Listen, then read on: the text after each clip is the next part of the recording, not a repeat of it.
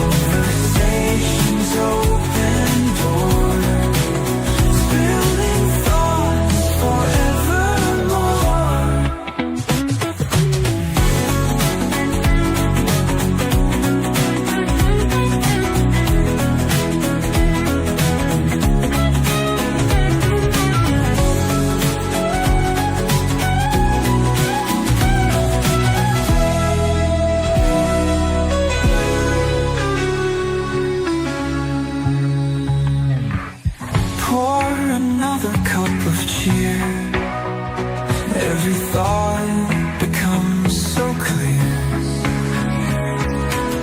Fancy tunes and bubbling streams, waking up to brand new dreams. Coffee chats with Melissa.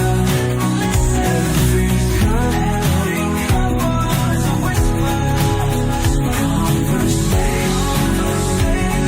open doors, spilling thoughts forevermore.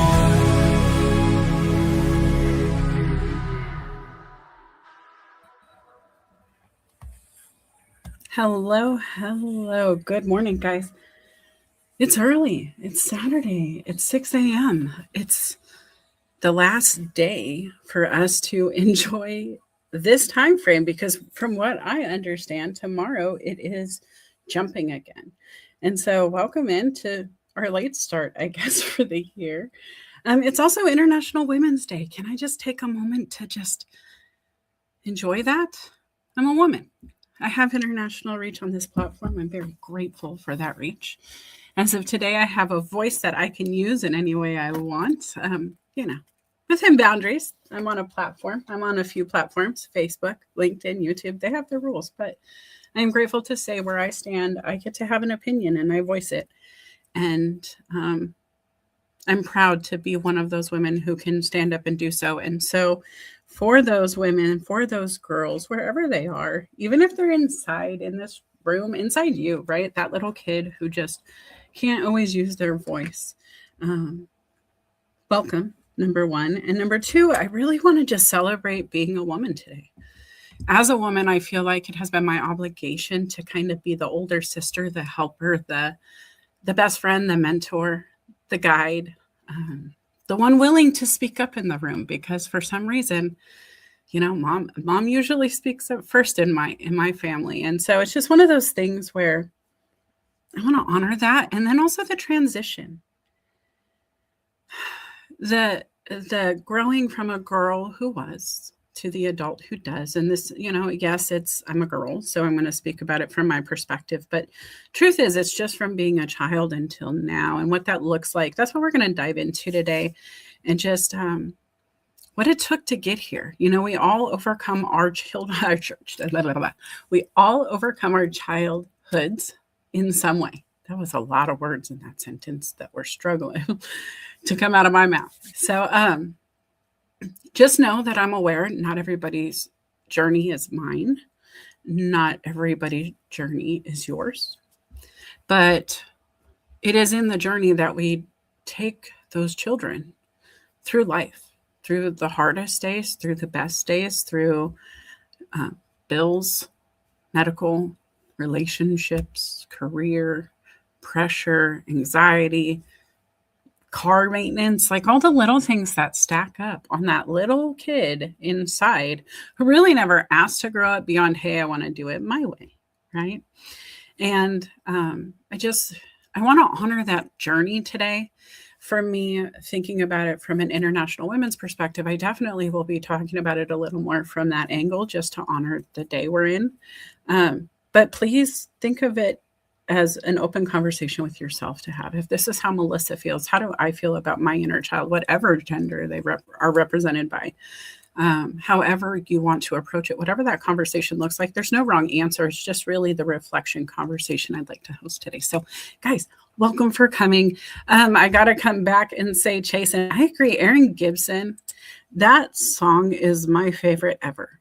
And of his, I got to say, and it's quickly becoming one of my top 10 of all time. It's a little big-headed to feel that way, but I didn't write it myself. And so I feel like enjoying, the gift of Aaron Gibson putting it together is something that I will always do. And I will not complain about the fact that it is one of the best songs I've heard in a long time for a show like this. It just encapsulates everything I am and I want to be, and kind of all of that LinkedIn experience, I think. And no offense, anybody has their own, even if he did yours, like, it's not a competition. I just personally have a favorite and it happens to be mine. Truth is, though, Aaron was able to get into my brain, hear the feedback I gave him, hear what I was hoping to hear, and he was able to execute that. And so I'm forever grateful. And then Kenny says, I appreciate any human being, woman or man, who speaks up. I do. And I know you do.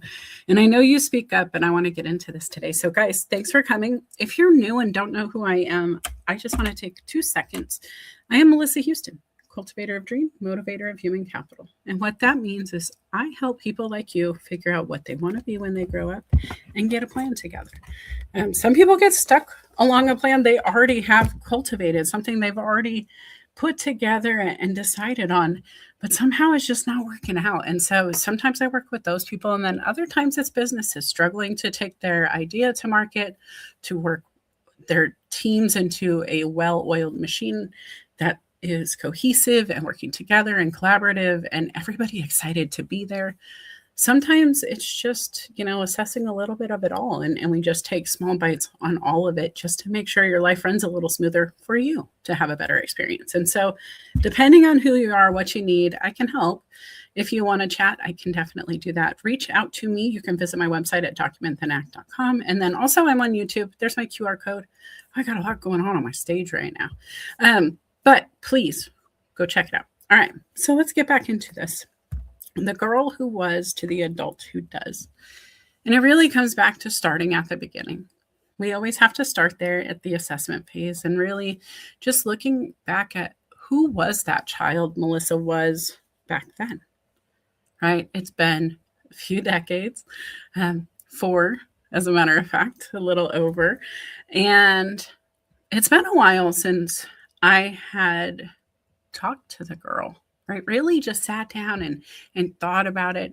And guys, I'm going to sound a little bit woo-woo when I do this, but the truth is how often do you talk to yourself? Do you ever sit down and go, hey, listen, Melissa, what are you doing? What's going on here?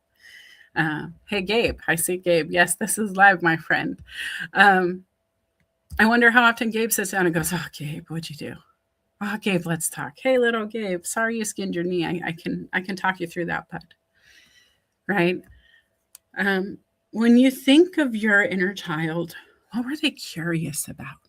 Because I really think if I'm looking at childhood, beyond just the constant need to touch things and just like from infancy on, right?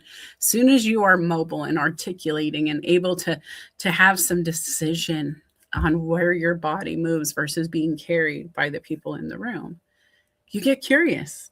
You do things that are scary. There are so many things on a child safety aisle that children have created because of their curiosity, right? How to keep the cabinets closed so the pans aren't on the floor, how to keep wall outlets covered so little things don't go into the hole, because we teach them how to do that with the blocks, right? Do you guys remember the stars and the square and the circle, and you got to fit it into the bucket, but you got to put it in the slot exactly right. And so they're curious because all they see is a game. They don't understand the electricity beyond the hole, right? But they're so curious and they want to touch it all and they want to see it all. They even want to taste it all. We just put whatever we want in our mouth. Who were you back then? What was that thing? And maybe not as a toddler. I don't need to know, if you ever put something in the outlet or if your parents were fearful of that kind of moment. But what was it that got you moving? What was it that you would watch with intention that was maybe a documentary? What books did you read without having to be assigned the books? What were your favorite toys? When you played make pretend, make believe, what was it you were playing at? Right? These are things I want you to reflect on today. Maybe even over the weekend, just in the back of your mind while you're in the shower, while you're, scratching out some numbers on a piece of paper, you don't need your brain for. Maybe that's when it'll hit you. But I really want you to think through this. And then learning how to belong. How did you navigate relationships in your childhood? How did you show up to those groups, the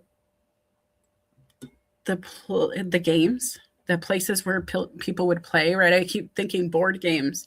And for some reason, my brain keeps coming back to this classroom setting I've never really recollected before, but I just see myself trying to approach this group of people playing board games. Now, I don't know if it happened, but that's what's in my brain, right? How did you adjust to introducing yourself and networking as a child? How did you find your people then? Maybe this memory is in there, or this flashback or thought is in there because I did travel a lot in my youth. From elementary school to elementary school, we moved really consistently. I was a nomad in elementary school, and so learning how to belong was something I had to figure out pretty early. And in doing so, I also learned where I didn't belong. Those people who seemed to be the cool kids usually ended up hurting by the end.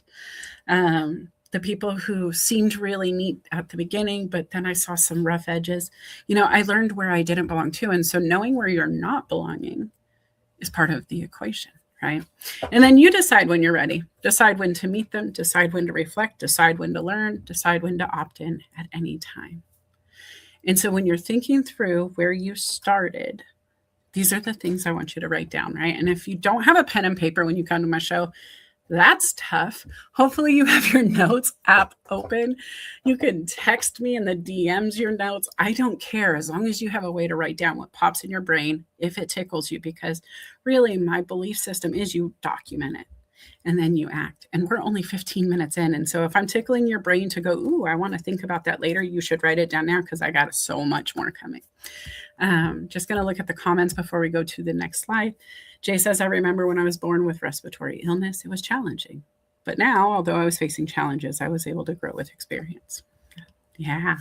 Jason says, I love it. So awesome, Melissa Houston. Hey, Lisa Fabric is here. Happy Saturday. Stephen Eng. Good morning, my friend. Let me see here. Oh, Ken, thanks for sending out the link to people. I appreciate you on that. All right, let's go to the next comment. Next slide. We're awake. We're rocking. After you get through your childhood, and I'm just going to say for the sake of my argument that your teen years start at 10.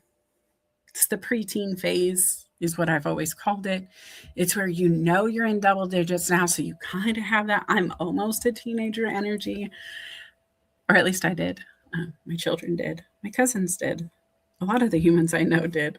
Uh, Tell me if it was true for you. Do you believe in the preteen, and what time frame does the teenage year or teen, you know, season start for you guys? When did you feel that coming into your season, right? Like you were a teenager once. When did you feel like a teen? All right.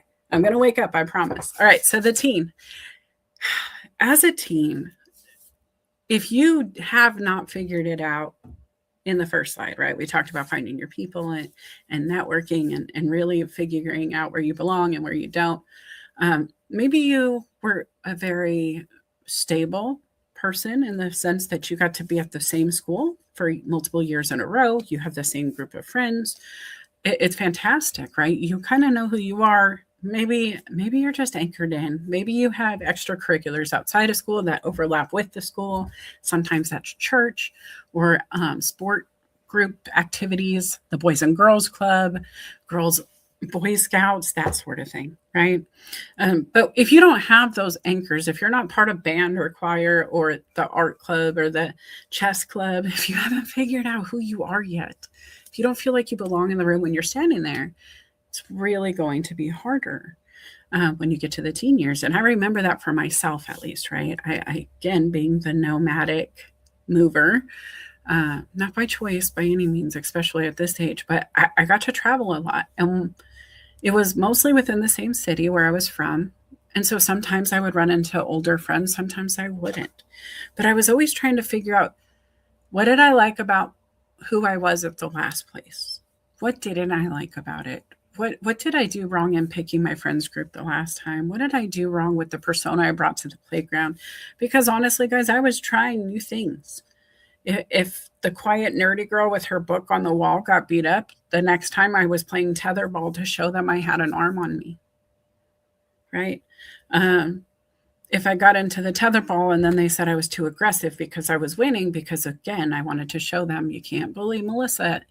It was a different group of people and it wasn't received the same way that it would have played in the last environment. And so I just kept searching for the right formula of Melissa as I moved through these different seasons and places. And I think it's something to reflect on when we're talking to people who aren't our age, right?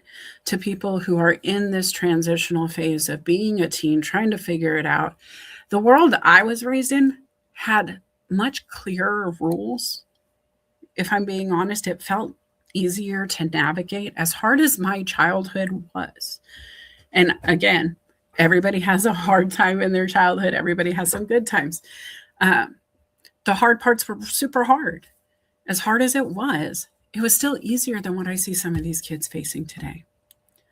And so to have to figure out who I am, but then to do it on Instagram and TikTok and Snapchat. And if you're not on the gram, and if you're not, snapping, and if you're not on a streak, and if you're not wearing this, and if you're not doing that, and if you're insert here, everybody tells you who to be, even on LinkedIn. How many of us grown-ups look at the other people's profiles in the room and get jealous? Right? I am going to say, I say this jokingly, but I've poked at my friend Felipe here. And good morning to you, and good morning to Paulette, who's here as well. But I want to come back to Felipe for 2 seconds. He's a top voice on LinkedIn, and I'm totally jealous. I'm still top 1% of coaches on LinkedIn. My social selling index says I'm doing well here, but he's got a little gold star on his chart that I don't have. Right? Now, this comes down to my comparing and growing. How we move in this ties back to that first bullet point. I am his little sister, so I'm going to be like, oh, no fair they gave you one. I want one, just like the little sister who would if they saw a candy bar come out of the pantry that mom hasn't given me yet. It doesn't take away from my value because I understand who I am. But if you take that same scenario into junior high school, or elementary school with the mindset of, all the things these children are facing day to day, the math, the math even changing, guys. Like, I can't help my child with math because they don't do my math in school anymore. They don't do my math in school, and so I can't even help. She's really testing her independence with her ChatGPT and AI tutoring. I have some resources for her, but think about the differences of then versus now. Just simple. I can't fathom. And so I try to give more grace than I was given, more grace to the teen inside of me who's still kind of angsty, still likes to go bed rot, turn up the music really loud on my headphones, eat chips in my bed, eat ice cream from the container, sleep in on a Sunday if I have nothing else to do, to hang out with my friends and just like color and play and do cool stuff without our parents watching. And then all of a sudden we come out, we're like, oh my gosh, check this out. And we just show you the coolest things we've ever done in our whole life. All of that builds to independence too. Having them do things on their own, having them build away from us, having you build away from others. Not always comparing to your best friend, because the truth is, as we're growing up, guys, they put us in a line and they tell us to race.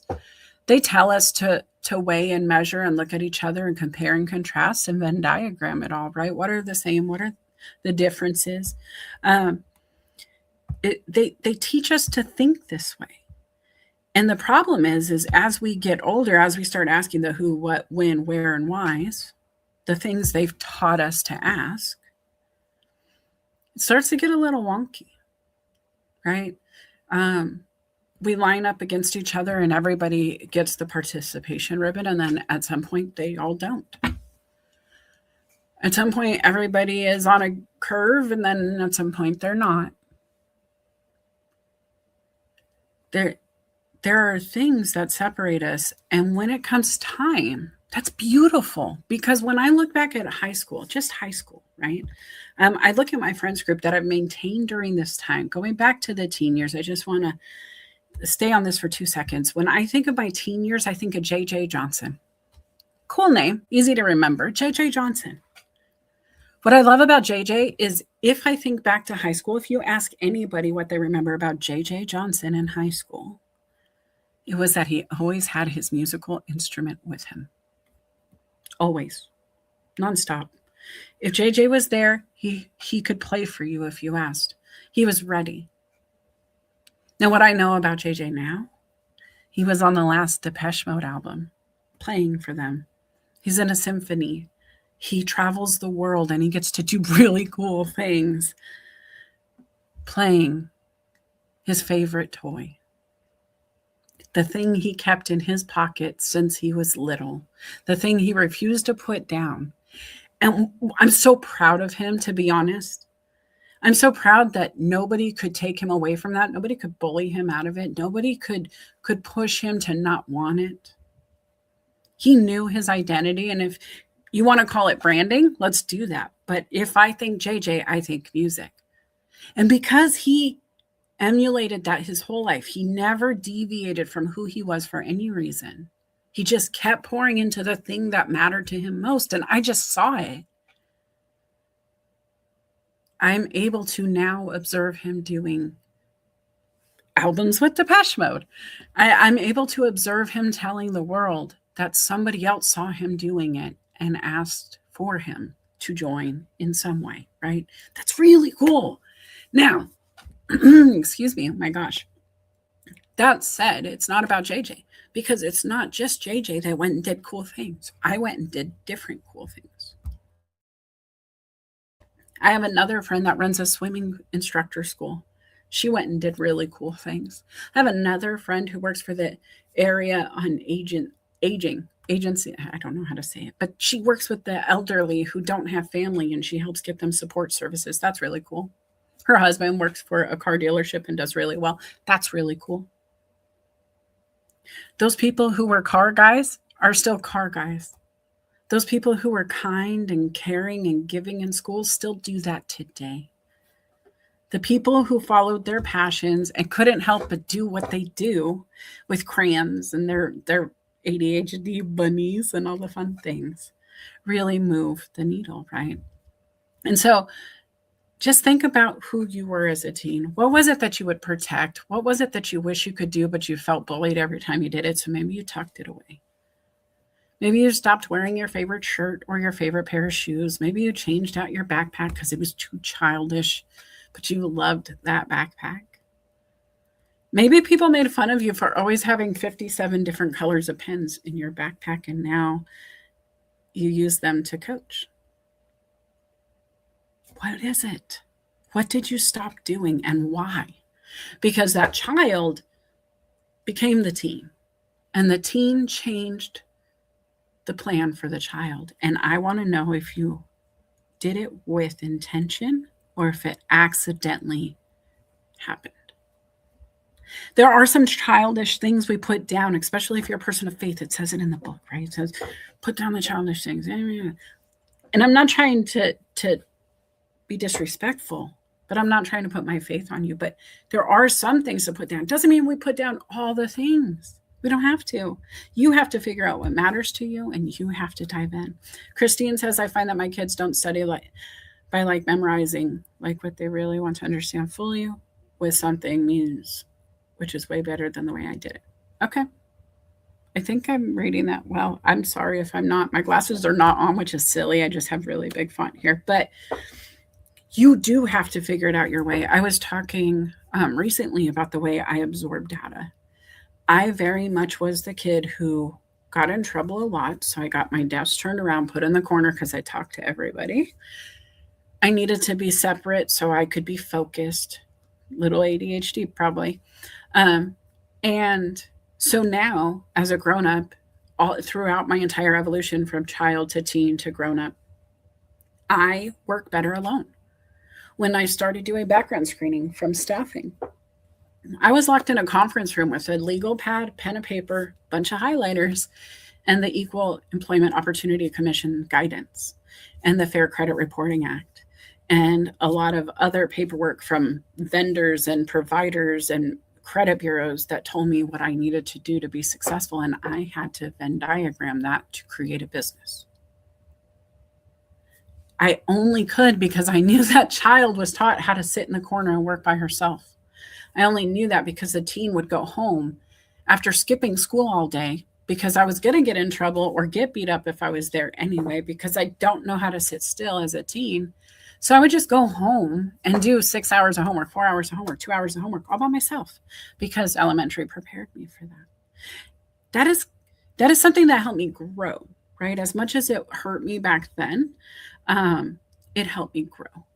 And I just want to take the time for you to ask yourself, what might have hurt? What might have you had to grow through to get to where you are today, right? Because growth is not easy, and it's not always,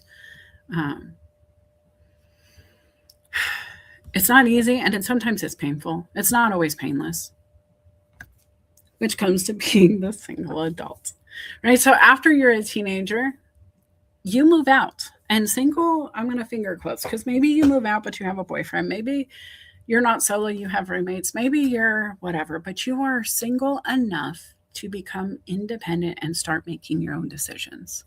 You get to fill out your own tax returns. You get to decide yes or no on a ballot. You get to choose to tear down your body or not in a lot of ways. You get to legally be responsible for anything they put on a piece of paper in front of you and you sign for. It's independence.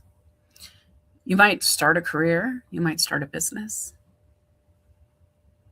You might learn personal responsibility like the lease, the car payments, the credit cards, the first LLC, maybe just having your first 9-to-5 and taking full accountability and responsibility for the outcomes in that role. Being responsible for yourself in a way that you, the teenager, told you would. How many of you had a promise you made to yourself as a teen? And if you remember the promise, give it. Please let me know. You're here, you're listening. But When I was a teenager, I know one of my favorite lines, and I know I've heard it in movies and everywhere else, is I will never be like my parents. I will never be like you. Right. And when I thought about the things again, just a good Venn diagram. Who am I going to be when I grow up? What's coming with me from this home? What's not? What are mom's habits I want to take with? What are the ones I want to leave behind?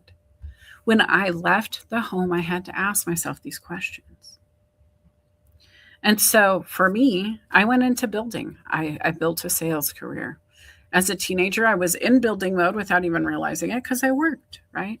Being a top performer, selling newspapers door to door at 13 to 16 years old, doing the things I did, being able to hustle and say, yes, I went door to door to car dealerships and said, I'll clean your cars for you. I'll charge you $5 a car and I'll be here after every storm. Having those conversation pieces helped me build my adult sales career, right? I was building independence. I was making a name for myself. I moved all the way away from Arizona to Nebraska. I spent some time there. I built a name within a staffing firm for myself. My boss was really impressed with my outcomes. I fired him. I wasn't impressed with his behaviors and his output as much as he was mine. I went and I worked at a metal recycling facility. I got to host an event for 150, 200 people, I think. I don't even remember at this point. It was a long time ago. But I invited the entire state. And we had a brand new shredder. It would take a whole car and just chew it up and spit it out into different pieces and sort it as it went. And I thought, you want to market? Let's get the Big Ten. Nebraska is a Huskers fan. There is no NFL there. So let's just put logos on the side of the cars before we chew them up. Let's shred the competition. Marketing. It was great. Huge event. Catered. Did the thing. Got laid off when the machine broke down just a few months later. Month later, I had a house fire. I had to look for work. And because most of you know, I am a GED and a smile, I have built my experience within organizations, not in a college classroom. I wasn't qualifying to work at the businesses of the clients that I'd been staffing for successfully for a couple of years. I just couldn't get in to do the same job I did for them successfully, to the point where I was their sole provider of services, but I was not qualified to work there. It took some work, okay? But I built this career in my maiden name. I started to build that staffing firm. I started to build that metal, recycling, marketing, and client base. Fire took it.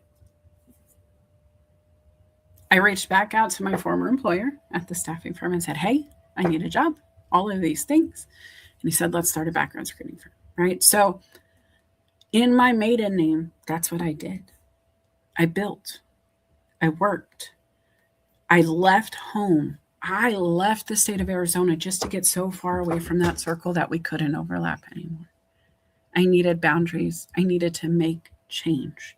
That was the beginning of my single adulthood, right? And let's pause on International Women's Day and give a shout out to one of my favorite women that has ever lived, Dr. Maya Angelou. We delight in the beauty of the butterfly, but rarely admit the changes it has gone through to achieve that beauty. There is so much work to be done to go from child to teen to adult. That's just one bubble, right? Just one human, you, floating through your existence, working through what comes. And there's so much change that happens before you can even get to a point where you understand who you are, before you see your true colors, not the ones that were outlined for you for 18 years, not the structure you were taught, not the way you were taught to think or believe, not the things that were imposed on you, but the things you got to put down with intention because you knew they didn't fit anymore. The things that you got to pick up and put in your pocket instead, the things you got to put on instead, the things you got to opt into instead. There was so many shifts in your lifetime, so many friends groups, so many conversations, so many times you put your foot down and it didn't feel good. So many times you've had to lose people to grow. The butterfly does not start out as beautiful as it ends. It actually is a very gross existence in some ways. Kind of cool. Don't get me wrong. Caterpillars are cool. But when you think about the cocoon and the process of the evolution, it's just kind of ew. And I don't know any human who has gone through the hardest parts of their life without that little bit of ew, right? Without the hard work, without a sprained ankle. I don't care if you're the best pro athlete you ever in existence in your field, on the field, in whatever it is, right? You hurt yourself at some point, very likely. You jammed your finger, you stubbed your toe, you got tackled, you broke a rib, you dislocated, you sprained, you, heck, a headache after the game just because you took a hit a little too hard. Nothing is easy that's worth it. Nothing is painless if it's really moving the needle. You're going to see it. You're going to feel it. It's not going to be a comfortable shift all the time. Doesn't mean it's always got to be hard. It doesn't mean you have to be in pain to have growth happen, but you have to be willing to see both sides, right? The house always gets dirtier before it gets better. You have to pull the stove away from the wall, get it exactly out of the spot it's supposed to be, to scrub behind it to the things that you're missing. There's a problem lurking, and until you untidy it to get it tidied again, you're not going to be able to fix it. And so ask yourself, what promises those children you know, the child and the teen inside, that the preteen, the teenager, that young adult, that 20-something-year-old you promised that wouldn't always have to work this way, wouldn't always have to feel this way, wouldn't always put up with this behavior. Look at them and talk to them. Where do we need to grow? Where do you need to give them kudos, high fives, right? You made it. You did it. I see you, buddy. Because they did make it. When you look in the mirror, I want you to see that child who made it through their toughest days. I want you to see the teen who made it through the bullies, who made it through the worst parts of teenager years, who made it through that acne they couldn't control and their voice cracking and whatever else came with it. That was a lot, and I'm proud of you. You should be proud of you. And we don't talk about it enough. You became the builder, right? You go from being the single human that's just trying to figure it out, that 20-something-year-old who might make some really good bad choices, blow your entire paycheck on that concert you can't help but want to see, take the trip with somebody you hardly know and end up with a broken heart but a ton of memories. Who knows, right? But then you move into a phase where you're like, okay, we can save instead. We can do this instead. We can prepare a little bit better. You start proving your capabilities. You start giving yourself that standard, right? There's a foundation. There's concrete we don't move from. The rent's paid before we play. We sleep when we have to work tomorrow. I'm going to, and you have to insert here, right? And proving you're capable of setting boundaries, proving you're capable of holding yourself accountable, proving you're capable of telling others, developing a voice, whether it's for you, your passion, your brand, I don't care. You start to build something that really matters to you. It could be your family. It may be your voice only raises if somebody intervenes in your family in some way. Maybe you're really quiet until you see them putting a little pressure on your child, your teen, the thing you're building. Either way, how do you develop that voice? What are you raising that voice for? What are you talking about and why? What moves you to act in that way? When you move, does it take you in the direction you want to go?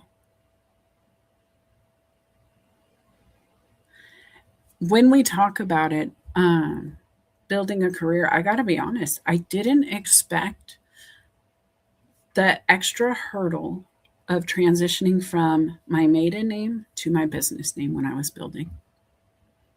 After spending a lot of time in the Midwest, building a staffing firm, building a background screening company, deciding in 2015, I am going to go ahead and go out on my own. Start my own business, consulting and coaching, doing what I've done for others, but doing it for myself. I realized I was ready and I started building. And I was still in my maiden name. Now, mind you guys, for you who don't know me, I have been with my husband for 18 years. We just celebrated 18 years in August. We got married 9 years in. And so all of my first decade of being together, I was building my maiden name's branding. I was that girl under that name. When I left that company, it was about a year before I took on my married name. And as soon as I took on my married name and I would call clients, when I would email, I was lost. They had no idea who I was. It no longer resonated with them by just name alone. I had to explain who I was. Once I correlated the two, then it was a little bit more helpful. But I realized I had a hurdle to overcome just by changing my name. So then I had to build again. And I had to build and develop the voice of Melissa Houston. And I had to figure out her direction. If I get a fresh start, just like as the child, if I could be anybody I want to be now with a new name, because nobody even knows that's me now. For some reason, they just don't have a face to a name. It's probably because I wasn't using LinkedIn in the same way back then. Again, learning and growing and changing as we go. But I had to rebuild. And it's something that we're always going to have to do. Every new season, every job shift, every person who comes and goes, the decisions we make, the ripple it has, all of this will create a need to build and rebuild, tear down, start over, pull it out, clean up, and get going. What does that look like for you? What does your builder phase look like? When I think builder, I think Bob the Builder. Okay, I have a bunch of kids who are running around singing "Yes, We Can" when they were toddlers. And the truth was, I love that mindset. Yes, we can. If we put our minds to it, if we get a plan, if we call our friends, if we don't know what to do, we can always figure it out. Are you building the right community? Are you building the right friends group? Are those people going to show up for you when you need them, or do they run away when you tell them there's something rough going on? Because you can't build with people. You can't build concrete with people who will shift. There's a quotient there. There's a measurement of sand versus gravel versus that needs to be had. And so you have to watch as you build. If you're always building in the right corner with this one person, and for some reason we can't shore it up, we can't get it to set, we can't get it to move, you got to assess why. And how long are you going to spend on that corner before you realize that's just not the solution? And maybe you should call somebody from the other corner to come over to figure out what's happening here.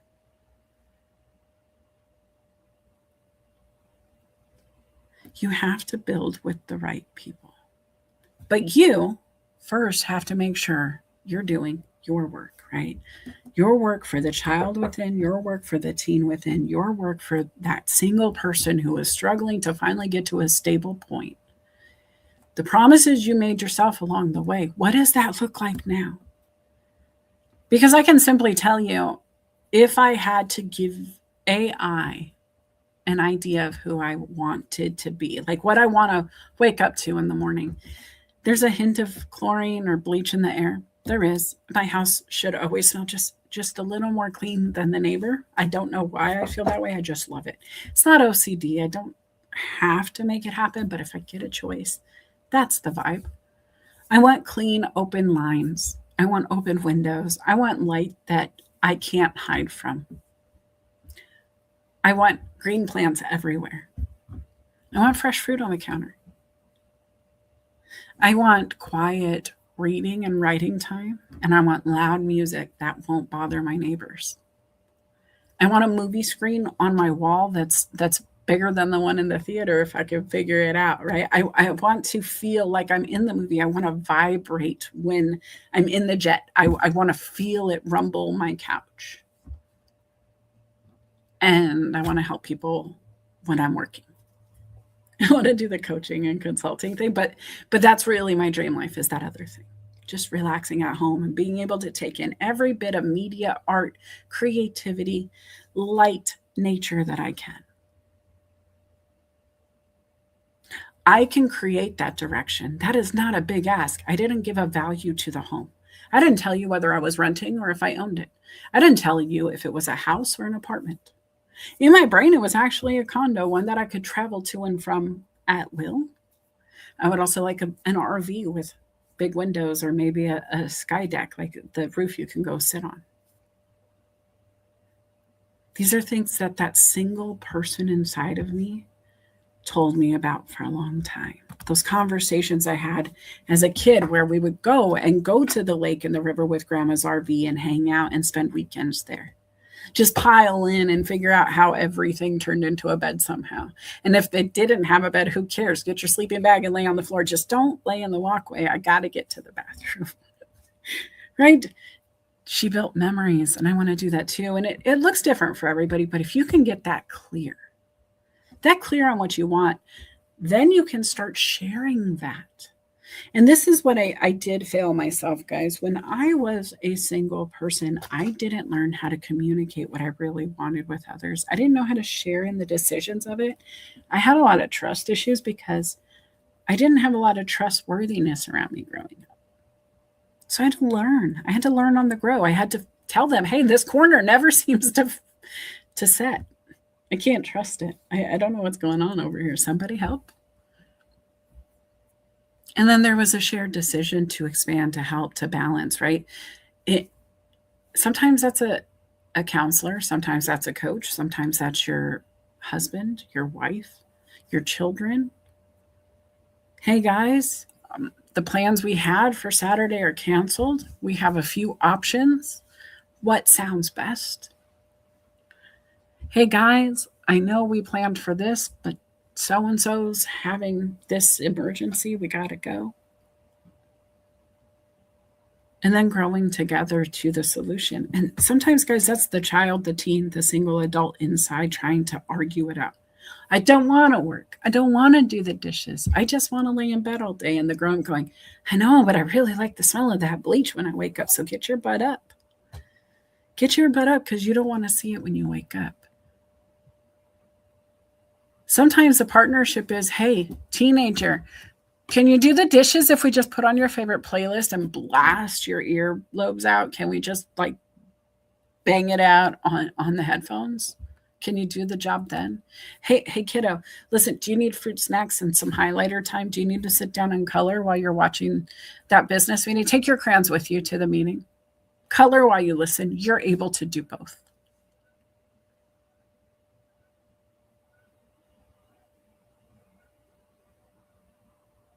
Did you think about what you could do for you? What are those things you play with? What are those things you do that you could do more often? The easy things. Nobody ever cares when I'm in a Zoom that I seem to be highlighting or writing. As a matter of fact, I didn't want to color yesterday, like, actually color, but I have in meetings. As a matter of, when I was a telemarketer, I had my crayons and coloring book at my desk at all times. It's what I did.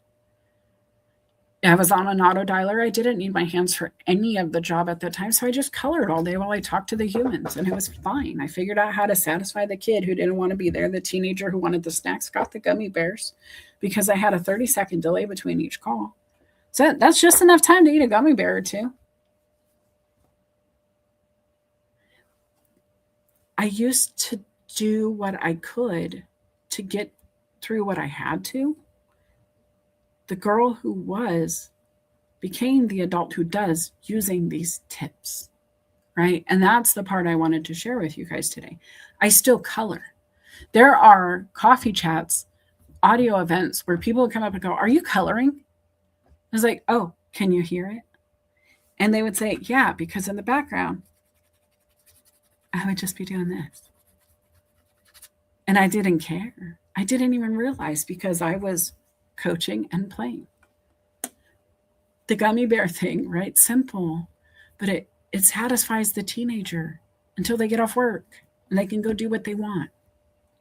Now, this is just Melissa's experience. But for those who are just joining, I see some people at the top of the hour, so I want to say hi real quick. Again, Melissa Houston here, Cultivator Dreams, Motivator of Human Capital. I am on LinkedIn, YouTube, and Facebook Live right now. You can check out my website at documentthenact.com. We are talking about growing from the girl who was to the adult that does. And it is International Women's Day. And so I feel like it was really important just to take it from a perspective of being a girl who grew. A girl who grew into the woman who's in front of you, that has you listening all over the country, all over the globe, wherever you are, to hear my journey, to maybe take a tip or trick from me and apply it to your life. We talked about the child who began, the curiosity about the world, and how you really couldn't slow them down from trying to touch and feel everything, right? We also got into the teenager searching for identity, testing independence, comparing against oneself and the others around you, and how it kind of overlaps with LinkedIn and social today, and how hard it is for teenagers today in this world, and how if we're really carrying this teen around, they're living this too. There are some grown-ups on LinkedIn who come to me and have the same problem. They're judging themselves against the picture on the screen. And guys, we can't do that. We can't. We talked about the single adult who got through both of those phases to make themselves promises, to set a standard in their life, and maybe still struggled a bit. We talked about the butterfly and how it transitions, and the builder that you become and who you build with. Your community matters, right? And building as many times as you need to, and rebuilding and starting over. It's okay to need something at one point in your life and then needing something else. It's just like trading in cars, right? The car you needed when you started is not the car you need now. As you grow, so do your needs and wants. And you just got to make sure that you're partnering up and expanding the right ways, that you're getting some feedback, that if you want to grow your business, that you're talking to the right people, your accountant, your business planner, your manager, your team, your marketing people, your spouse, to make sure they're not trying to do something else, right? Because that will take time and commitment. And you have all of these things that you need to consider. And when you start sharing decisions, you really accept that grown-up responsibility, that builder responsibility. You never see a builder make a ton of decisions on their own without consulting the next builder. What plumbing does, electrical deals with. What electrical deals with, plumbing has to overcome, right? And so when you think about your life, your people, your group, your team this way, it definitely helps you to move forward. And then you have good people who will come and say, I don't like that idea, and here's 5 reasons where I'm not feeling comfortable. Doesn't mean don't do it. But if I tell Felipe, I don't like that you're going to drive across the country because do you have a spare tire? Do you have AAA? Do you have a gas can? Do you have flashlights and water and food?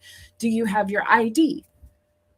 Right? And it's simple things, but having a friend, having a partner, having somebody to bounce those things off of, even if it seems simple, gives you an opportunity to grow beyond what you think you know. Right? And so you have to keep asking yourself, what is it that makes you better? I love this. Subhana, yes, in corporate places, coloring would be frowned upon during the meeting. And so what I do there is I just draw a figure 8. My pen still moves on the paper. A lot of the time in Zoom, if you just right now put a pen on your page, a finger on your leg, and just move it in a figure 8. And still coloring, drawing, moving my hand, getting some energy out. It works, right? The other thing is in my corporate office, in my business that I do, and the corporation I work for during my day job, I've color-coded my reports. I have a sales team that I'm coaching, and so I have a ton of different reports that show us where we are and what our metrics are and what our KPIs are looking like over time. And so I've assigned a different color to each of them So that way, when they look for themselves, it's very quick to figure out where you are. If you're flipping through numerous pages, week over week, month after month, you know which line is yours without having to see the first line name right on the left. It's always harder to flip to the right if the numbers are there. And so it's coloring without coloring. It's organization. I just get creative in the way I'm allowed to do it. But you have to get creative, guys. And something Subhana says here too, please, if you're building a business, networking, get out of the house, meeting people in real time, which I also think is great. Let's get into the next slide. I'll do some more comments here in a second. Patterns become visible.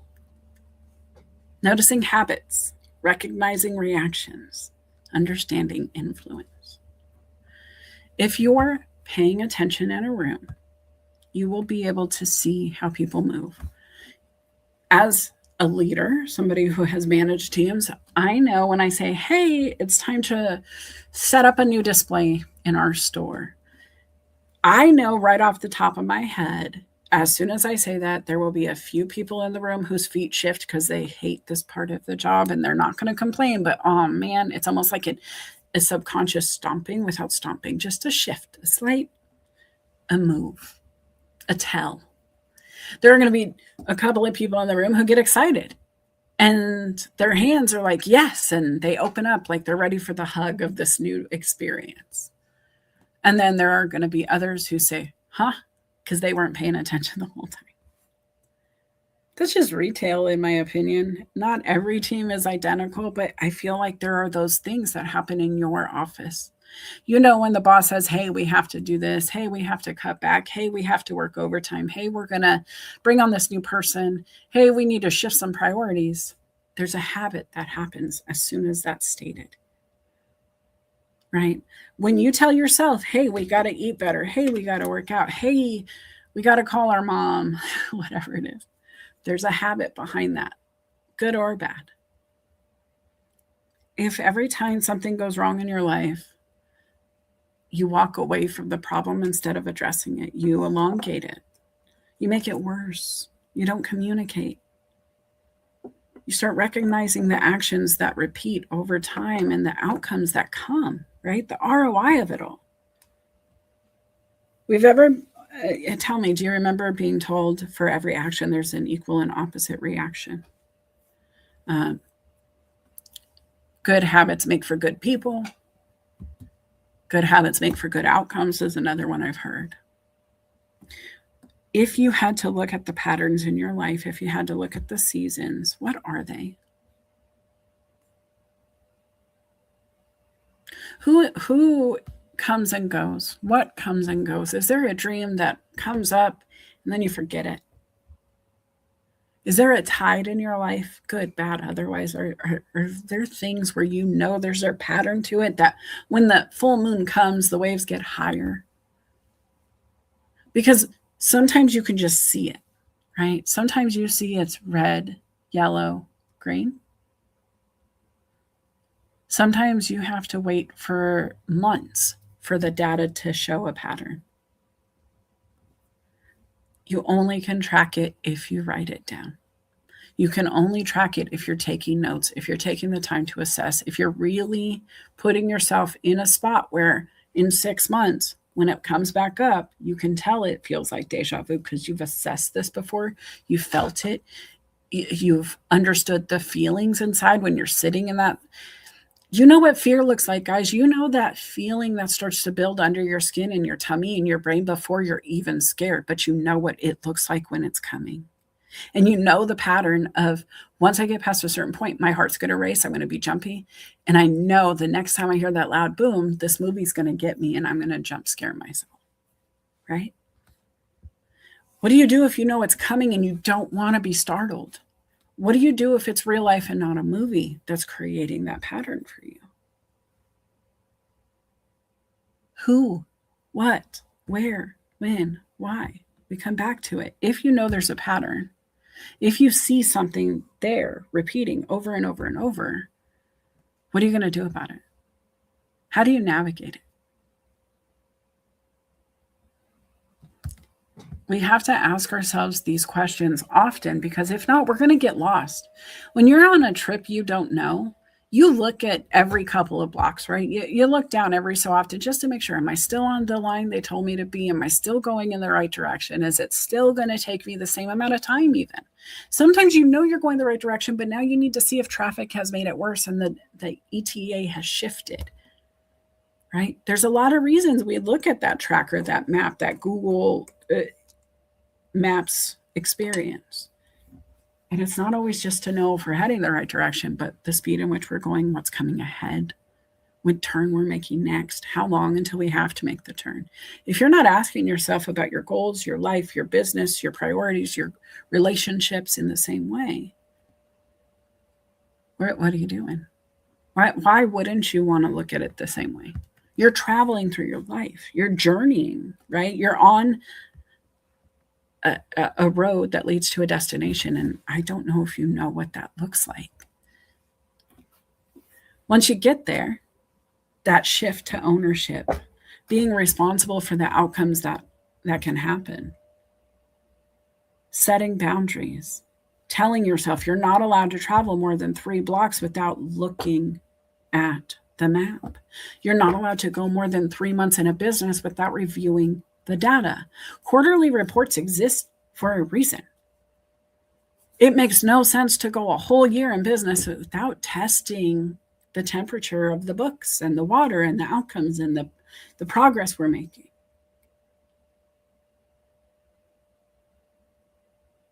When you own your outcomes, you own the data, you own the responsibility of looking at KPIs.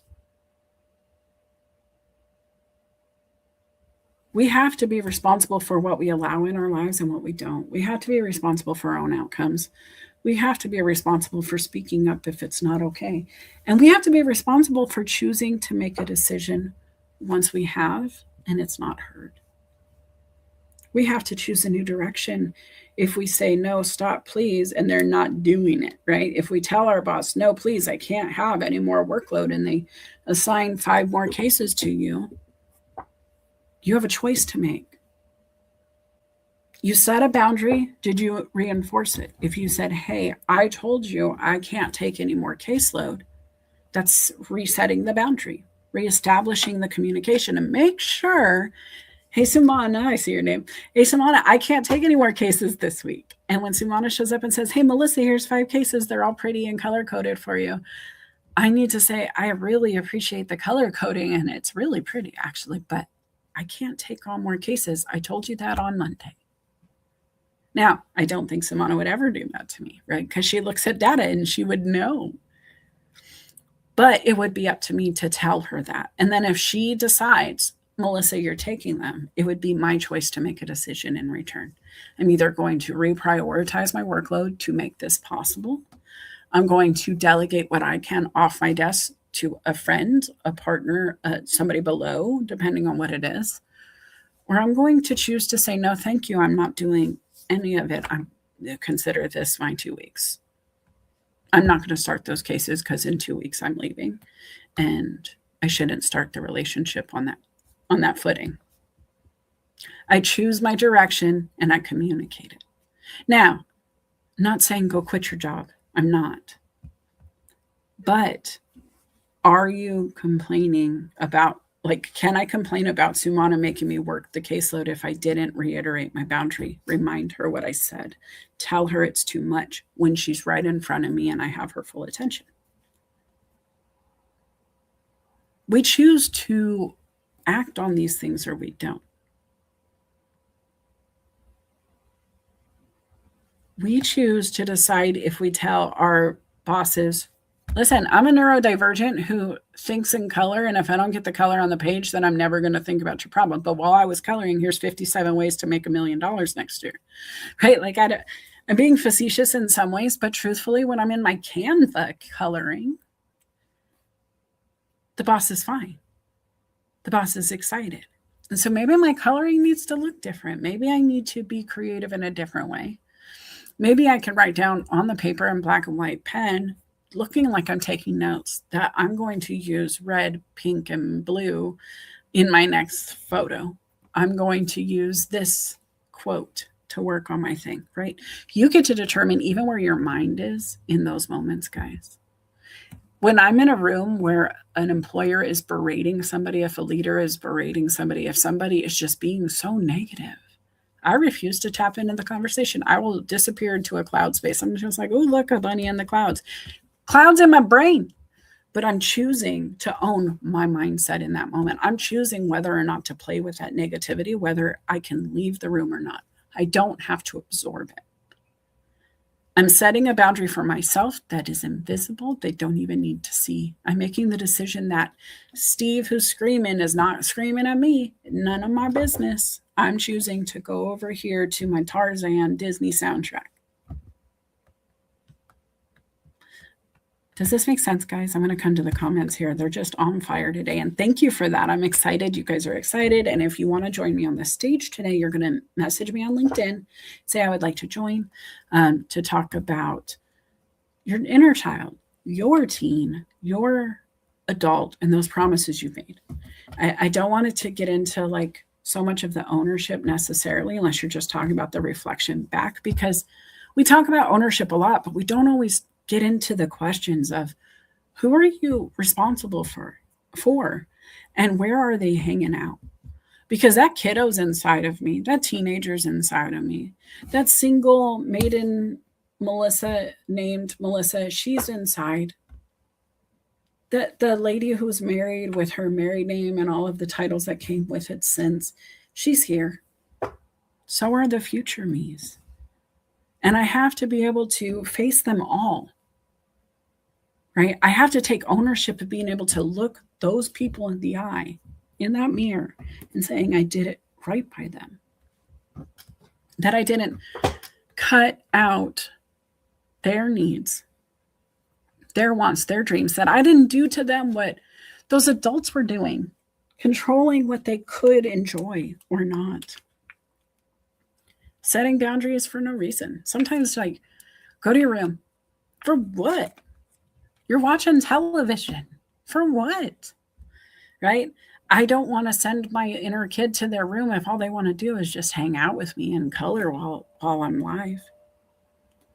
And I didn't say no to that. I am taking it a little more seriously these days now that it is recorded. I don't want you guys to hear that scratching. It would drive me nuts with my misophonia, so I'm being respectful. But that is a boundary I gave myself for the live moments. I can't work with people who are upset by my highlighter colors in a meeting. I can't, because wait until you let me get a hold of your website. We're going to make it pop. I'm going to color all over the place. Felipe says punishment should not be a way the workplace handles situations. It causes toxicity and lack of trust. And yeah, guys, if your team shows up a little funky in a way that maybe you wouldn't, but it's not changing the outcome of your day-to-day operations, I would consider just question mark it. Why does this bother me? We had a dress code, and Felipe's going to love this, but we had a dress code at the staffing firm that said you had to be business professional. We could do business casual on some days, but really professional. And sometimes I wanted to wear my neon orange socks with my suit. It was an all black suit. It was the only pop of color in the whole outfit. But they made me feel excited. They were my lucky socks. Every time I wore them, I got a new staffing contract. And so I wore them. Didn't say not to in the handbook. It was his opinion that the orange socks weren't professional. And now there are brands out there that sell really crazy socks for professionals all the time. Men's ties and socks are off the chain fun, right? And so why is it that it would matter to my boss if it motivates me to sell and the client would never see them? Never. Let me see what he says next. Coaching versus punishing is sustainable, beneficial, and emotionally intelligent. Absolutely. I'm going to jump ahead a little bit. I know Sumama said she would never fire me, and I love that. Let's see. Steven says boundaries and decisions need full attention. And then, yes, sometimes we end up punishing ourselves because we are reverting to our default. Mel Robbins talks about colorful socks. Ooh, lovely. I had these neon orange ones, and Mel and I have a lot in common. I didn't find her until Amber Williams actually told me about her in a book she had been reading. Bought them, ironically. one of the biggest books ever. And I read it and I loved it, but I didn't know she had the sock thing. But a lot of what she talks about, I also believe in. And so it's really cool to see her. And now I follow her and I just feel like she's a soul sister. All right, let's go to the next slide. So, in speaking about ownership, right, we have to go back to who we were and really reflecting on that child who was inside, the one who hurt, the one who dreamed, the one who wanted more and couldn't find it, the one who is still there, always there, just waiting for you to offer to let them come play, come swing, come do something with you, something fun, right? And truthfully, if you think about yourself as your best friend from your childhood, if you think about the things that you used to invite people to do, like, come on, let's go play on the swings. Come on, will you color with me? Come on, let's play tag. Come on, let's climb the tree.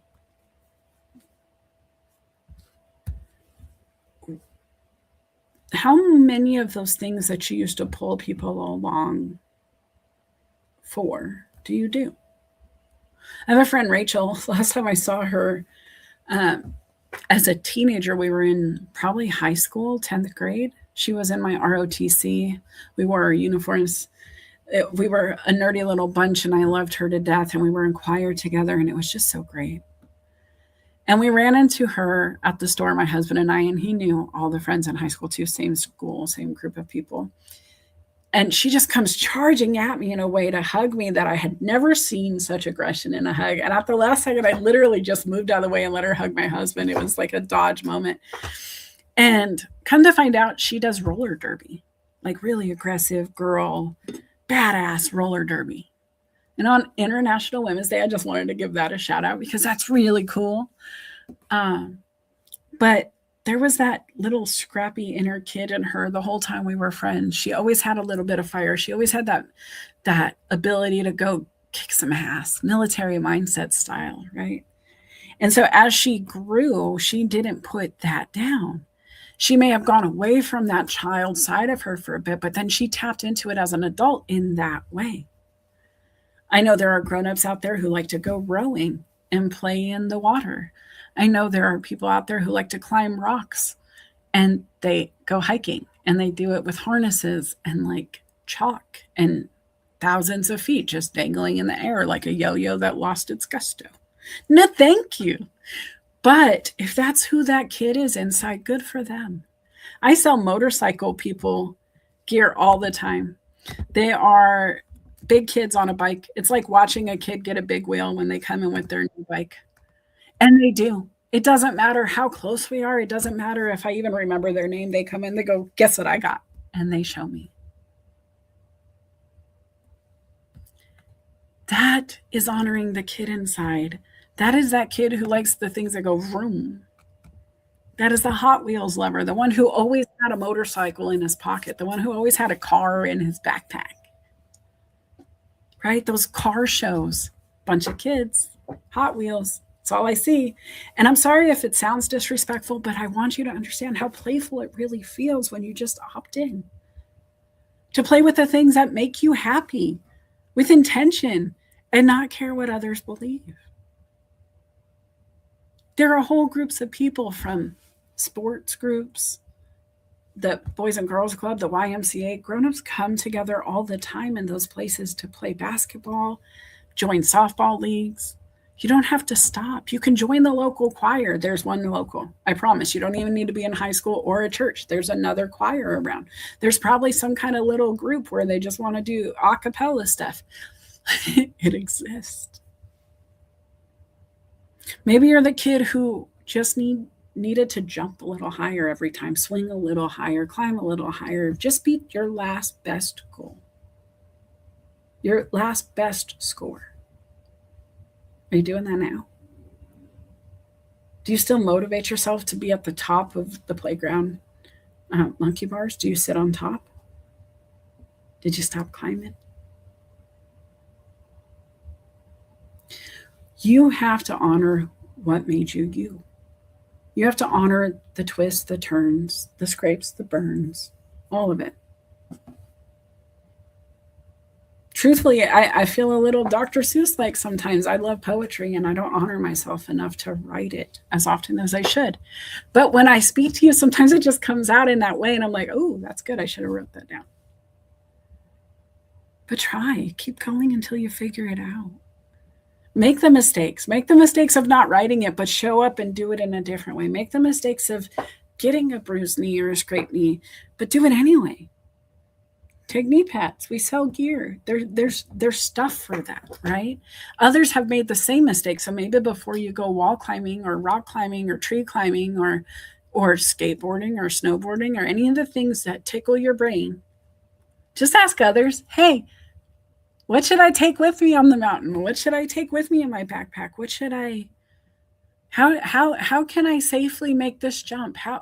What did you do to do that flip? How did you land it? How long did it take you to practice? And how did you get to 10 feet from 2 feet? Every Olympic athlete started with no ability. None.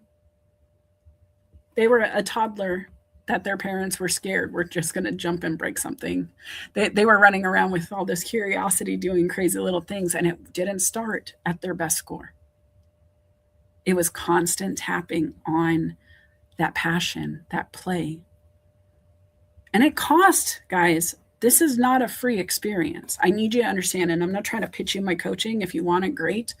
Yeah, it cost you. This is free here, so it's not even a cost thing. But it does cost to be on the sports team. It does cost to opt into the clubs, to buy the uniforms, to do the trip. But it's going to cost you not to. You have to figure this out for you. Felipe is here. I want to bring him up, and I know some others said they want to come on stage as well. So if you want to, please just message me. But I really want you to reflect, guys. What is that inner kid telling you on a day-to-day basis? What is that teenager angsty version of you? Like, I think of, Felipe, I want to bring you up on this one. When I think about Inside Out, I feel like I have all of those characters, the disgust, the fear, the anxiety, the anger. They're all inside. Joy. But angst is totally the teenager. And I feel like she's mad at me sometimes because I'm not doing some of the things I promised her. And then there's other times I make her really proud. What about you? Yeah, feed that inner child. You shared so much valuable stuff, Melissa. I can't hear you. Guys, let me know if you can hear Felipe. Wait, you can't hear me? Oh, hello? I can hear you. Here, let me leave and come back.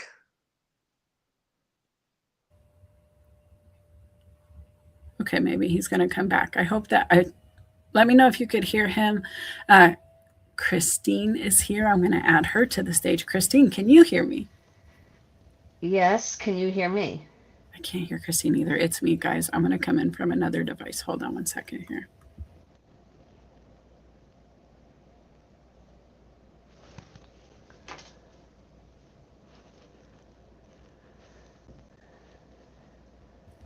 All right, Felipe, give that a try. Let's see how we're doing. Felipe said he was coming back. Is he back? I guess you can't hear. Oh, I can hear now. Oh, now you're like echoing.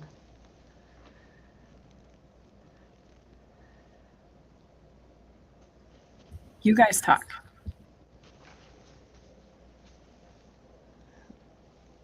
Felipe was here first. I can't tell if he's in this.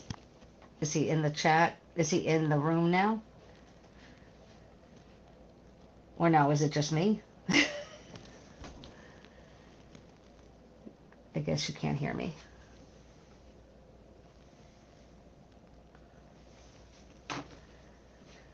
I don't know.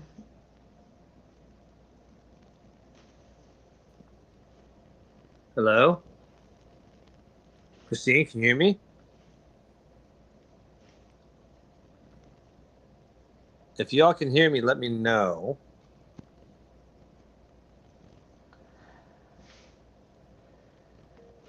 Oh my gosh, this has been crazy. Sorry, guys. Yeah, I don't know what happened. See, this is StreamYard, guys, because I should have been able to just hear him, but of course not. So, okay, I'm on my phone too. There's two of me. I'm trying not to get the feedback, so I'm going to come in from here now. I hope the audio's okay, but tell me what's coming up for you. What are your thoughts on this? All right. So you can hear me okay, right? See, can you hear me? So Yes. I could hear Felipe. If y'all can hear me, let me know. Wow, that's delay. Yeah, that's Christine's computer coming. Anyway, Felipe, where are you at? Chris, I'm going to mute you for a second, and we're going to not have Felipe hear himself. Here we go. Felipe, tell me what you're thinking. All right, can you hear me okay now? Yep.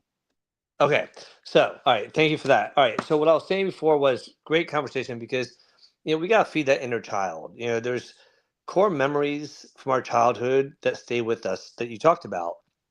And I think when you give kids different experiences, it gives them so many more core memories that stay with them. I mean, my father, God rest his soul, he came from Cuba to here with no money, rebuilt his family here, got a job at the World Bank. One of the benefits of the World Bank was that you could take you and your spouse and any children that were in school full time for free free airline tickets anywhere in the world every other year. That was a benefit for the employees, which was insane. So our father would take us to Europe. Now, on the off years, we'd go hardcore camping in the woods with sleeping bags and tents and fire pits and rough it. And I'm sharing that because if I didn't have those experiences, some of those are so many of my core experiences. And, really understanding that kids need to experience a little bit of everything, it really helps them in the future. Because tapping into those memories, when you remember what it's like to be a child, you can be a little bit more relatable to children too, and understand that even though what they're going through doesn't seem like a big deal to you today, it probably was a big deal to you then. So we never stop growing and learning unless you choose to stop.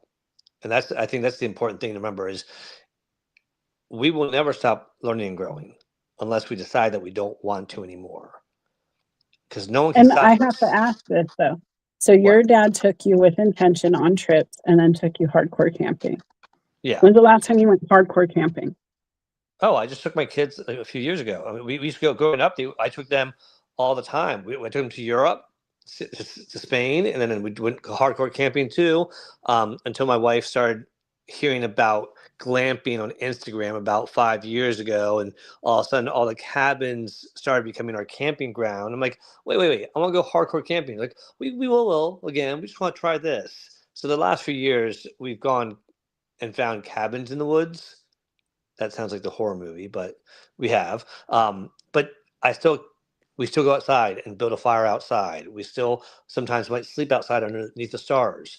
And those are core memories that I wouldn't be doing if my father didn't take us as a child. Exactly right. That's what I was going to say is the reason I asked the question is because I know I've been around. We're friends. We've talked about your journey on when you were doing these things. And guys, that's the adult that does. And I have a couple more slides, so I just want to jump in. And Chris has come back now. And guys, I am so sorry in the comments. It looks like we have a huge delay. They are just now confirming they can hear you, Felipe. So we're going to just take a minute, let them catch up to what you've said. But also, guys, the adult that does is going to be intentional, right? Not just the builder, but once the foundation is there, you have to act. You're on stand footing. You're on a ground that is firm. You're standing on firm ground to move. Now what? When the construction company sets the concrete down, the next step is to frame it up. And so once you figure out how to move yourself, set your boundaries, feed yourself, clothe yourself, house yourself, and be able to play in the things you want to do, the next thing would be what? Because question mark for you guys, this is for you to answer. For Melissa, it's going to be to bring my friends along, to bring my family along, to tell others how I did it so they can do it. Maybe I'm going to stand on all four sides of that concrete foundation and just look at the view and figure out where my kitchen window is going to be. Which way are we going to actually face the house? Didn't know, right?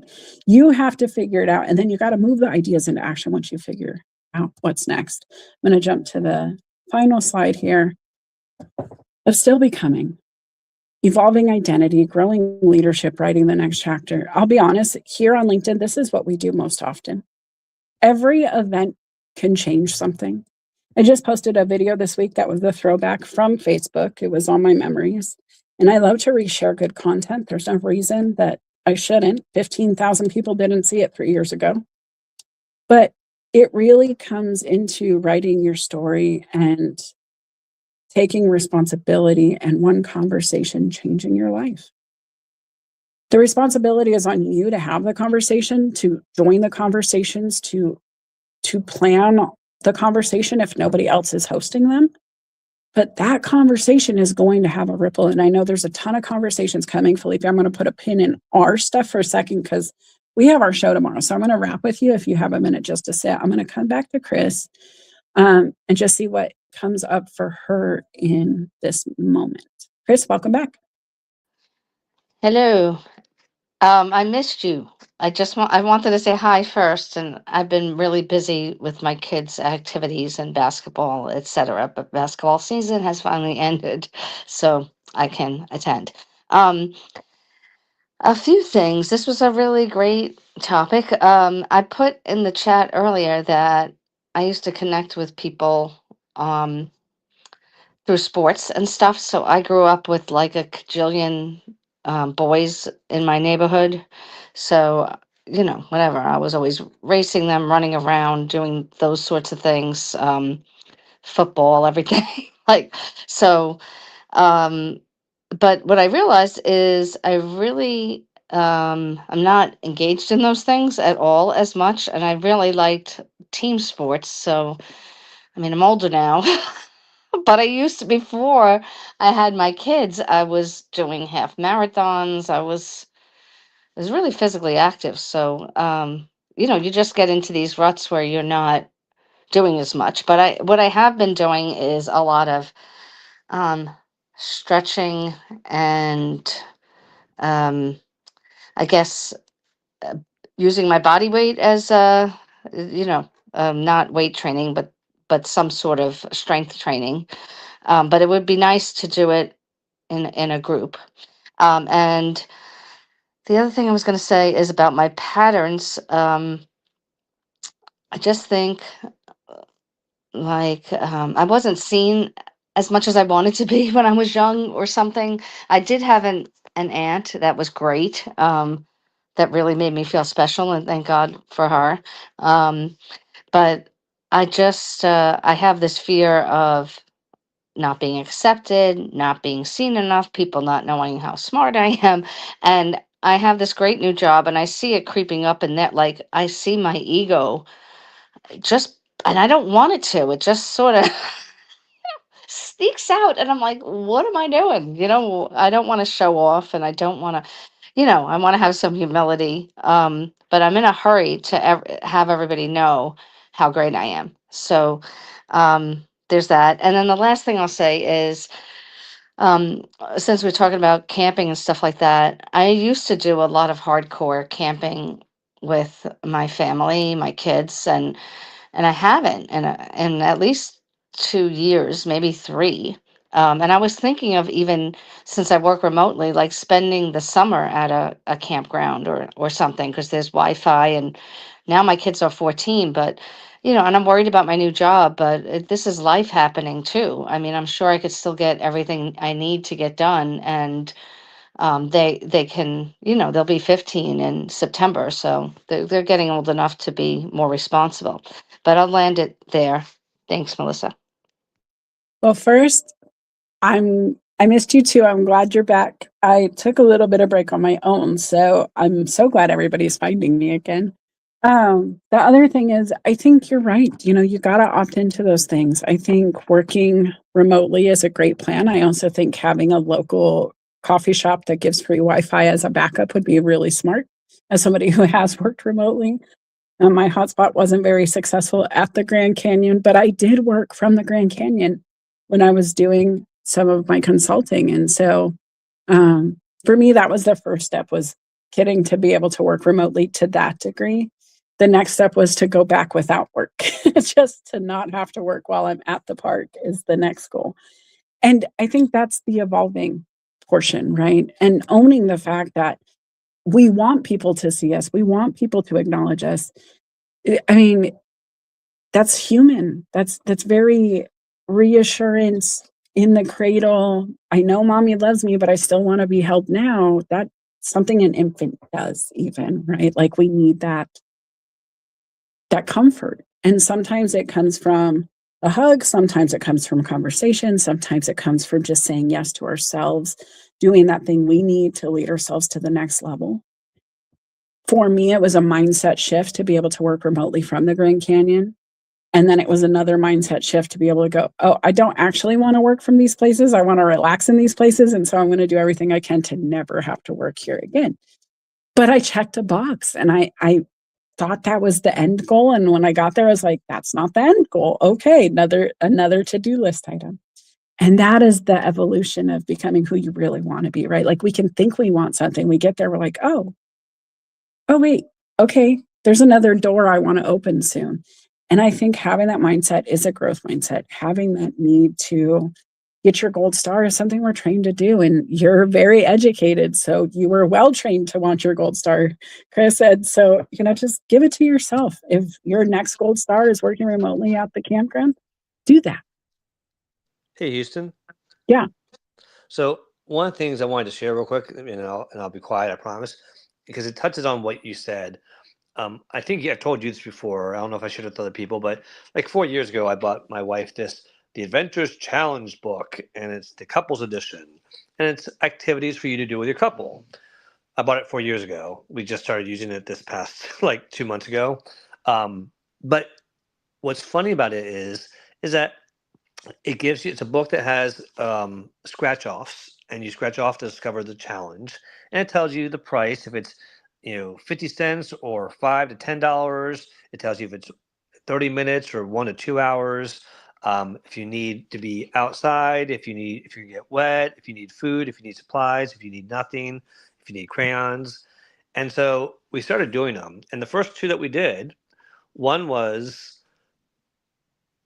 take a sheet and create a cartoon story with like 8 squares, and then draw your lifetime or your story, your life story in those 8 squares. So we took turns drawing with colored pencils, not crayons, and we created this great little like story of our life, and it was fun to do. We got a chance to relax, bond, laugh.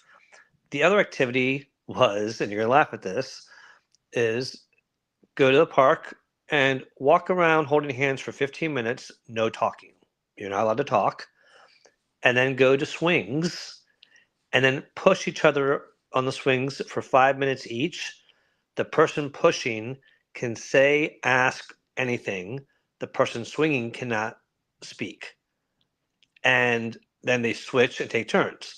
So I just think it's funny that this book talking about building relationships as adult couples taps into color together, get on the swings together. So this is the couples editions. There's the singles edition. There's the go out and have fun with your friends edition, whatever. But the point is that even this building relationships is saying tap into other people, into your joy of being a kid, because that can help bond you. That can help you relax. That can help you open up your mind to things that you didn't think about, that you were overthinking maybe. So I just wanted to share that because it's helped us a lot. It's been silly and goofy. There's some more romantic ones involved where we're going to dinner, but it goes back to what you're saying. Swing on the swings, color together, do things that tap into your childhood, because it does add value. You literally took my next slide. Anyway. Okay, you said that was his last slide last time. You said. Well, I mean, my marketing is next, Felipe. Dang it. Yes, but you said it was the last. No, you slide said you wouldn't before. talk anymore. Stop doing that. It's not our show. This is my sorry. show, friend. Come on now. So listen, guys. No, truthfully, that I was going to give you some reference points. I just am doing this with my husband. We're talking. We're trying to reconnect just to be friends, to figure out how to communicate again, because we have been separated for over 6 months. We just went to the mall this last week. We just went to the park this last weekend. We went to the movies and had a day where we didn't talk about any of the trouble, and we just went to see Scream 7. And just kind of disconnect and be kids and not have to be responsible for outcomes in the moment and just be the teenagers who just need to like not worry about grades for 5 seconds. These are the things that you have to do for you. And that's something that actually, this is the whole point of my show, was the inner kid in me wants to get the hugs I didn't get. The inner kid in me wants to play with the toys I didn't have. The inner kid in me wants to have the friends, groups, come over, do the sleepovers, do the hangouts, do the coloring, do the hair, makeup, whatever. I mean, when I think about the coaching retreats that I have in the back of my mind, the things I want to do here, it's headshots, it's coloring your brand, it's, drawing in our diary, doing that MASH style. So what is your next dream and what could be? And let's put it all in the circles and let's count to 3 and see what happens. If you understand that reference, you are totally as old as I am, because MASH is a thing. But just talking to yourself and your team, right? When it comes back to the relationship aspect of working as a partnership, you pick your partners, you pick where you're going, you expand on that or you don't. You're either going to build out your platform or you're going to shrink it down. That corner that keeps falling apart, is it falling apart because it's just not meant to be there? Did you not sturdy it up? Is it the wrong recipe? Is it just the ground you're building on is not the right space? Sometimes you can't lay a concrete foundation on the ground that exists. You can't go build in a marsh very successfully, right? And so you have to assess all the time. You have to expand. You have to stop just building in one place. And you can't build one thing. If Felipe didn't do the work for himself, he could never show up to push her on the swings. He couldn't. He wouldn't even want to do the activity. If she didn't show up to pour into her own cup, she couldn't pour into her husband. She wouldn't want to do the activity. She wouldn't have time to color. If I didn't pour into me, when I don't pour into me, I don't pick up my crayons at all. That's how I pour into me sometimes. But when I'm not feeling great, I don't feel creative. When I'm not feeling creative, I don't pick up crayon. Right? Sometimes what stirs my creativity and even the passion with Felipe, and I like tomorrow we're going to do it together. But even now, these are things that he's actively addressing in his life too, because we're grown-ups and it happens. If you're in a partnership or a relationship, you got to put in the work. You got to reassess. When we come in as coaches and consultants to your business, you're letting somebody come in and change it up a bit. It's somebody who can get into the corners you can. It's kind of like having a maid service where they come in and they see the dust bunnies you've missed. They do the vents, they do the fan, they do the lights.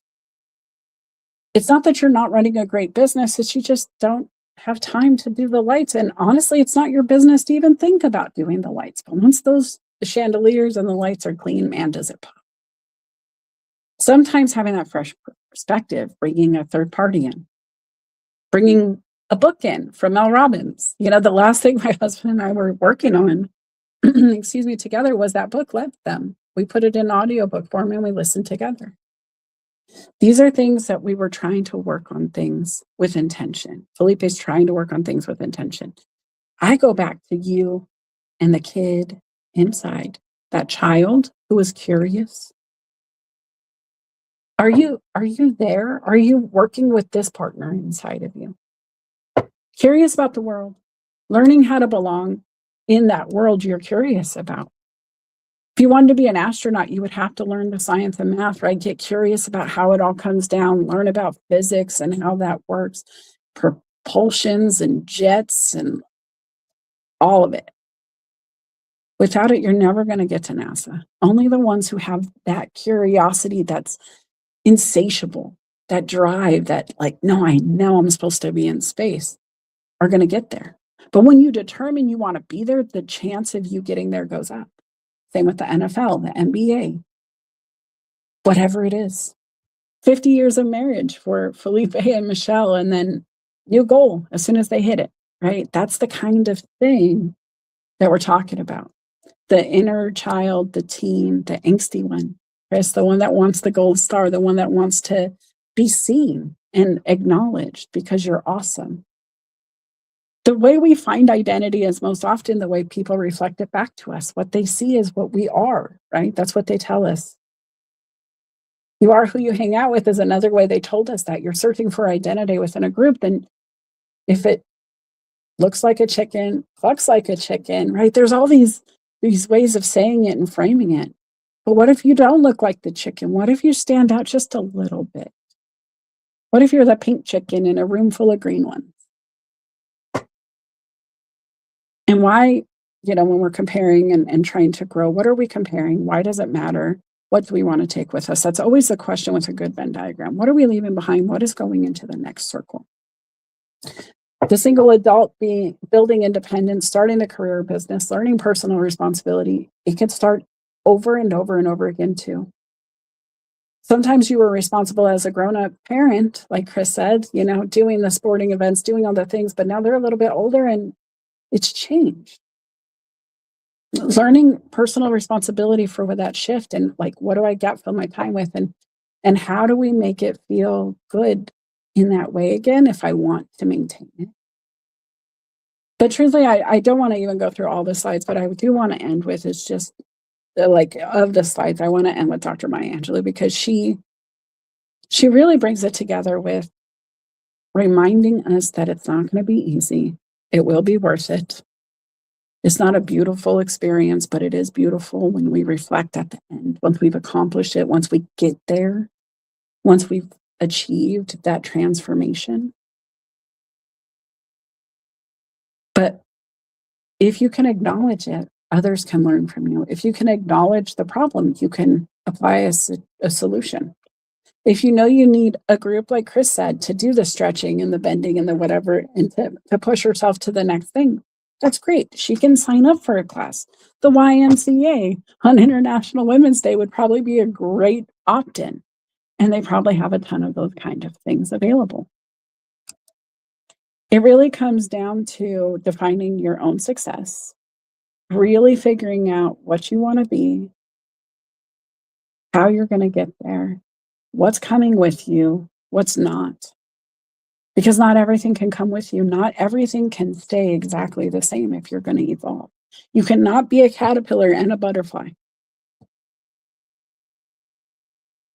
You have to choose. Now, there's going to be a transition point where you're in the middle. And you got to decide, do we go back? Do we go forward? Do we grab that color from the sky and put it on our wings and fly? Or do we go back into our cocoon? Just wait it out. Move our little wiggle down the path. Figure it out another day. Eat our leaf and just wait. Life's going to go on either way. It's going to happen with or without us. And we got to decide what that looks like. If you guys aren't sure how I can help, if you're not sure what you need help with, these are the things I can focus on with you. There's not a ton that life coaching doesn't cover. And with my expertise and my experiences and my journey in my own life, I kind of cover everything. I certified staffing professional is a title that I held. I was an employment consultant and helped people go to work. I have built startup after startup for other businesses successfully. I ran a background screening company for 8 years, 24-hour turnaround time. Fastest in the nation. Why? Because alignment, leadership, relationships, making sure we didn't stop at the finish line and just used it as a ticker tape for the next thing, right? We got here, now we got to go there. There is no end game for a girl who's always growing. What is your child telling you inside you that they want to play with, they want to grow, they want to fix? What is the teenager complaining about? Ew, broccoli. What is the broccoli of your life? Figure it out. And when you figure it out, you can work on it. If you need help, I can help. But tomorrow, me, Felipe, Careers, Chaos, Coaching, we're going to start at 8 a.m. Pacific, 11 a.m. Eastern. Guys, I hope you follow, because if you're not following Felipe, he hosts it on his page. You're not going to see it likely. I share it. LinkedIn hides it. Sometimes it's a pain. So make sure you're ringing his bell. You're ringing my bell. You're ringing the bell on YouTube. We have a collaboration playlist over there of Careers, Chaos, and Coaching where all of our former shows are playing. Felipe, tell them what tomorrow is about. Are you still around? I'm still around. Yeah. Thank you for that. So tomorrow's show, I see it's at 11 a.m. Central. Oops. It's 11 a.m. Eastern. Wow. 8 a.m. Pacific. And what we're going to be talking about is really around the whole concept of building workplace relationships and how to use your skills to turn conflict into collaboration. Because workplace relationships are so valuable, and a lot of people avoid conflict, but it doesn't have to always be bad conflict. You can disagree and still come to a solution and learn to collaborate with each other, even though you have different points of view. So if that resonates with you, come join us tomorrow. Oh, I love that. And guys, what comes to mind when he's talking is I love doing woodworking. Like I like to buy old furniture and just refinish it. And I would always think about like running my hand across the top of the desk and just feeling some traction and some friction and like possible splinters coming my way. And then just pulling out the sandpaper and using friction again, but to my benefit. And I think there's so many ways we can approach it, but I'm excited to do that. And guys, come join us. Give us a comment. If you're still here, give us a comment if you're coming. Please go invite your friends. I got to send out some invites today. I would love your help. But also, if you're new, we haven't worked together yet. I just wanted to tell you, I do have a $100 clarity session for new clients only right now. An hour to get you focused, to plan on what's coming, to talk through what came up for you now, just to kind of figure out how does that even transition into a plan for me? I don't know what to do with what you just helped me uncover. This is your moment. Usually it's $250 offer, so definitely jump on it. And if you're a business, maybe you want to take your LinkedIn to the next level. Maybe you have one employee you want me to coach internally to take over that role for you. Definitely reach out. I have a LinkedIn Power Up going on that will help you capture that. But most of all, guys, remember that the premise of where I started was watching my mom work as a waitress. She would take orders, no matter how big the table got, no matter how many customizations were asked for, she would write it down. She took it into the kitchen and they executed on it. She was able to get it done. And then I watched those same people host business meetings at those same tables and replicate the write it down, get it done. Now, I can't speak to the success story of the business table for sure, but if they're taking their people out to lunch, there's pretty good chance there's a budget for that. And that equates to some revenue being available to invest, right? So think about the way you could do this for yourself. What could you write down today? What could you put on your fridge or your mirror in your bathroom? What little sticky note could you leave at the door as you leave? What is it that's on your phone screen? Can you just make a screensaver reminding yourself to be the kid, to satisfy the team, get the gummy worms, do the thing. Stop giving yourself so much damn chores. Right? Sometimes you just work yourself too much and the teenager inside knows it and just wants a nap. Do the things. Come back tomorrow. Come back next week. I have to go because unfortunately, my Red Bull is just now kicking in, but it's also attacking my bladder. So thank you for coming, growing from the girl who was to the adult that does. Happy International Women's Day. If you know a woman who's doing something amazing in her life, go tell her thank you for what she's doing. Go tell her how it helps you in some way. Just go tell people the amazing person to follow on your LinkedIn, whatever it is, however you can highlight a woman who matters to you today. Let's make it a worldwide thing. Let's just push for it. Let's just say thank you to those people and go celebrate them a bit. And then come back next week for other topics and fun, but dance out with me. Chris, did you have something to finish? Yes, just one thing. I thought that was a great idea, and I'm going to do that today. I love that idea, and maybe not even tell them because it's National Women's Day or whatnot. Just I want to call my mom. I want to call my friends. I want to text people that have touched my life. I just thought that was a great way to end the show. And sign me up. I'm finally going to do it or whatever. Your $100 offer. I think it's a steal. I'm going to say that out loud on the show. Yeah, I think that's a great deal. So send me the link or whatnot. Fantastic. That's it. That's it. She just opted in, guys. She got her brand new shiny shoes and she's going to go dance in them. It's that simple, but really just go call the people that matter. And it doesn't have to be International Women's Day. I love the call out. I do want to honor those women in the day and celebrate it. But truthfully, you don't have to tell them that's why you're calling. But call the people that matter and do it often and with intention, and call your best friends and act like a kid who says, hey, do you just want to go play? Hey, I'm going to the grocery store. Want to go? When's the last time you took your best friend to the grocery store with you for no reason at all, except to maybe get snacks and go to the park? Felipe's idea that he shared with his wife could happen with you and your kids, your best friend, your neighbor. Like, hey, neighbor, I'm having a barbecue. Do you want to do the potato salad? I got the baked beans and the hot dogs. Think about it, guys. Reach out, do something with intention, get on the ground, do some networking in person. I have an in-person event if you're in Bellingham, Washington, if you're within driving, flying, air balloon distance, come on in. March 30th at Sliced Lounge. I'm going to be hosting a leadership LinkedIn and libations event to talk about the power of LinkedIn in a community, even a small one like Bellingham, and what leadership really means, allowing your team to be there, representing themselves, their brand, and then, of course, taking in all of this content, right? It really does fill their cup to fill the business's cup, and the ripple is evident throughout the community. So excited to go offline there, be in person. Should be a great event. And then also, can we just take 2 seconds to celebrate the fact that I am officially a member of the Chamber of Commerce here in the city of Bellingham. And it is with Sliced as their marketing and events director, but really excited to get into the community and celebrate those people on the ground and just introduce myself and really grow here what I've already grown on LinkedIn. And so if you're around, guys, make sure you're following, make sure you're attending. If you have some PTO in the future, make sure you stay in contact so I can let you know what the dates are on the monthly events, and maybe you can come hang out with me and eat some pizza and have some fun. But guys, dance out with me. Enjoy this. Aaron Gibson, thanks for coming. I see you in the comments. Thanks for this song, buddy. We're on our way out. Take care.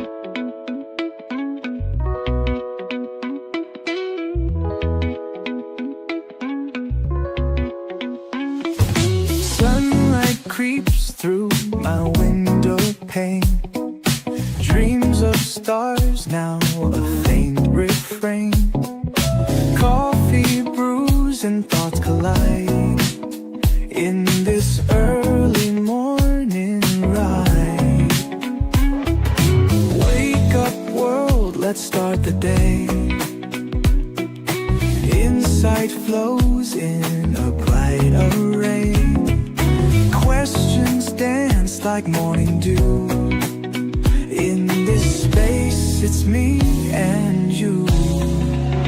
Coffee chats with Melissa.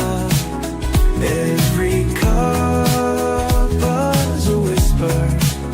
Conversations open doors, spilling thoughts forevermore. Ideas bubble crisp and bright. Words take flight in morning light. Consult the heart, make it sing. New perspectives on each wing.